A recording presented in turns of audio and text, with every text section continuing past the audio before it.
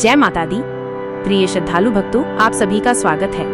आज हम नवरात्रि के दूसरे दिन माँ ब्रह्मचारिणी की कथा सुनेंगे। ये स्वरूप तप, संयम और धैर्य का प्रतीक है। माँ ब्रह्मचारिणी के दाहिने हाथ में जपमाला है, बाएं हाथ में कमंडल रखा हुआ है। वे श्वेत वस्त्र धारण करती हैं। उनका मुखमंडल अत्यंत शांत और तेजस्वी है। उनकी उपासना से साधक को बल और शक्ति मिलती है।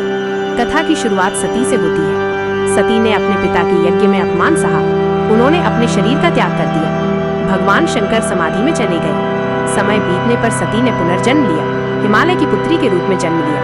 इस जन्म में वे पार्वती नाम से जानी गई। बाल्यकाल से ही पार्वती अत्यंत तेजस्विनी और धर्मनिष्ठ थी।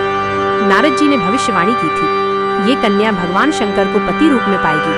पार्वती का हृदय शिवमय हो गया। उन्होंने कठोर तपस्या करने का निश्चय किया। पार्वती जी वन में तपस्या करने चली गई। वर्षों तक केवल फल फूल खाती रही। फिर उन्होंने केवल बेलपत्र का सेवन किया। कुछ समय बाद उन्होंने अन्न का त्याग किया। जल का भी उन्होंने त्याग कर दिया।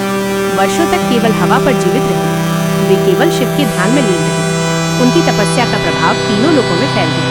देवता चकित हुए और स्तुति करने लगे। ऋषि मुनि उनकी तपस्या देखकर प्रसन्न हुए। असुर भी उनके तप को देखकर भयभीत हुए।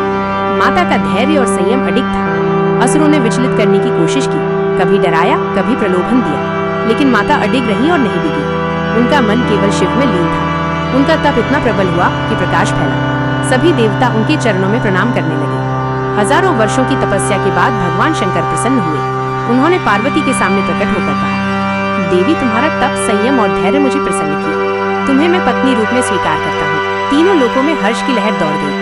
देवताओं ने उत्सव मनाया और स्तुति की। माँ ब्रह्मचारिणी की उपासना का महत्व अत्यंत महान है। उनकी कृपा से साधक इच्छा शक्ति प्राप्त करता है।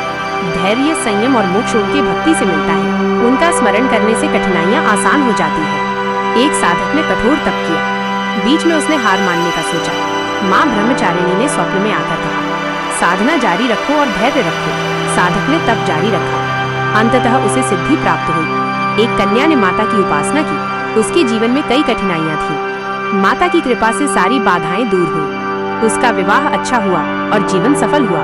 भक्तों, जीवन की भागदौड़ में प्रेरणा लें। माँ ब्रह्मचारिणी की साधना से धैर्य प्राप्त होता है। संयम से कार्य करने पर कठिनाइयाँ समाप्त होती हैं। माता का स्मरण करने से मन को शांति मिलती है। जय माता दी।